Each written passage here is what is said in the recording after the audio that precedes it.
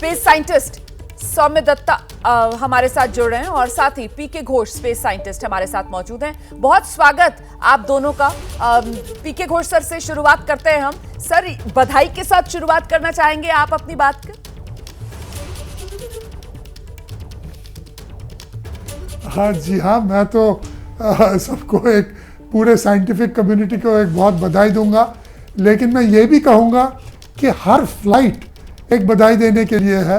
खाली ये सुनीता विलियम्स वाला नहीं, जो भी फ्लाइट होता है, जो वापस आता है और सक्सेसफुली कंप्लीशन हो जाता है, इसके पीछे कितना बड़ा टीम वर्क है।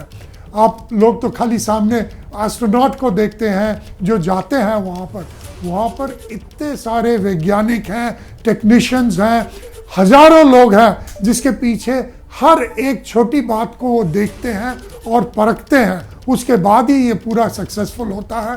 तो मैं तो सभी को, पूरे टीम को बधाई दूंगा।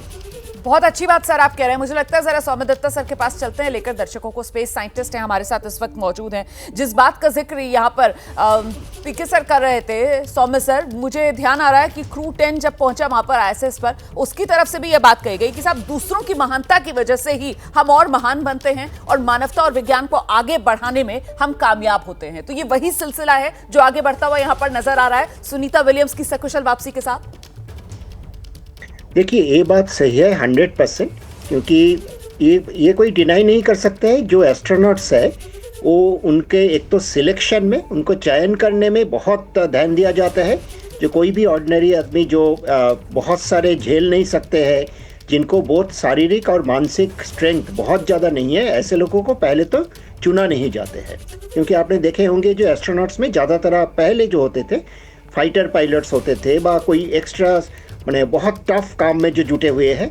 दूसरा, इनको लंबा दौरान ट्रेनिंग होता है जी। इसमें साइकोलॉजिकल ट्रेनिंग, फिजिकल ट्रेनिंग सब कुछ होता है, प्लस साइंटिफिक एक्सपेरिमेंट। आज के दिन में कोई भी एस्ट्रोनॉट सिर्फ एडवेंचरर नहीं होता है, साथ साथ उनके ऊपर जिम्मेदारी रहता है बहुत सारे वैज्ञानिक एक्सपेरिमेंट करने का भी, जो काम में आएगा हमारा आगे चलते हुए। लेकिन साथ साथ ये बात बहुत ज़रूरी है, जो इसका पीछे जो बहुत बड़ा हजारों लोगों का टीम जो घोष साहब ने बोला है, वो बहुत उनका कंट्रीब्यूशन जो सामने नहीं आते हैं ज़्यादा, जिसलिए नासा का प्रेस कॉन्फ्रेंस में भी बताया गया जो हमारी पूरी टीम को बधाई है। ये आपको कोई भी ऐसे बड़ा मिशन में सिर्फ जो सामने है वो तो फ्रंट लाइनर है, लेकिन उसके पीछे बहुत ज़्यादा इंजीनियर, टेक्नोलॉजी, साइंटिस्ट, टेक्नीशियन सभी लोगों को काम है, और ये बिना इनका ये सब नहीं हो सकता है। लेकिन ये बात मैंने फिर से बोलना चाहूँगा, जो एस्ट्रोनॉट्स हैं उनको स्पेशली चयन करना और लंबा दौरान से ट्रेनिंग करना, इस ढंग का कंडीशन के लिए उनको तैयार किया जाता है। और इसमें आप बहुत पहले चले जाइए, अपोलो 13 का बाद यदि आप देखेंगे, जो मिशन बेसिकली फेलियर हुआ था, लेकिन मूनलैंडर जैसे उतना छोटा एक मॉड्यूल को मॉडिफाई करके फिर तीनों लोग उसके अंदर गए, मेन स्पेसक्राफ्ट को छोड़ के, अपोलो को छोड़ के, और उसके अंदर फिर धरती में चंद्रमा से वापस आए।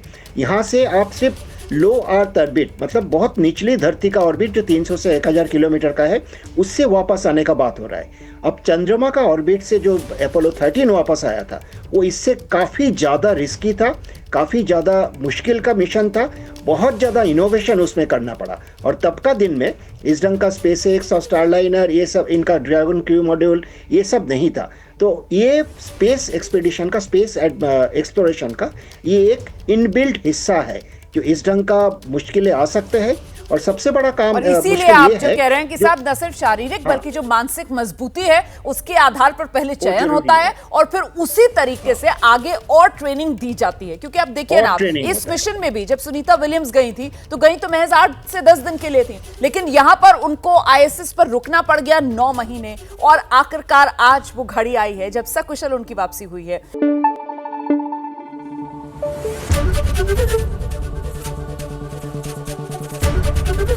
ABP न्यूज आपको रखे आगे।